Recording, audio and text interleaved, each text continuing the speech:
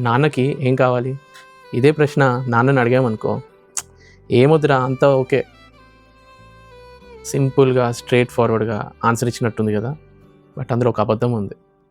చిన్నప్పటి నుంచి మనకు తెలిసిన నాన్న ఈఎంఐలు కట్టుకుంటూ, ఆ బిల్లులు, ఈ బిల్లులు, స్కూల్ ఫీజులు, మనకు మంచి మంచి బట్టలు కొంటూ, అప్పుడప్పుడు తన బనీని చూస్తారా? చిన్న చిన్న హోల్స్ ఉంటాయి. అవే పాత చెప్పులు. తన కోసం తను ఎక్కువ ఆలోచించకుండా మొత్తం ఫ్యామిలీ కోసమే కష్టపడతాడు. ఓవర్ టైమ్ చేస్తాడు. ఏదో ఒక విధంగా ఫ్యామిలీని మంచి పొజిషన్‌కి తీసుకురావడానికి నిరంతరం కష్టపడుతూ ఉంటాడు. సో, నాన్నకి యాక్చువల్‌గా ఏం కావాలి? ఎప్పుడైనా నాన్న తన చిన్నప్పటి విషయాలు, తను యవ్వనంలో ఉన్నప్పుడు జరిగిన విషయాలు, తను కష్టపడుతున్న రోజుల్లో జరిగిన విషయాలు ఫ్యామిలీ మెంబర్స్‌తో షేర్ చేసుకుంటున్నప్పుడు తన కళ్ళలో ఒక తెలియని ఆనందం ఉంటది. ఆ స్టోరీలో తను ఒక హీరో.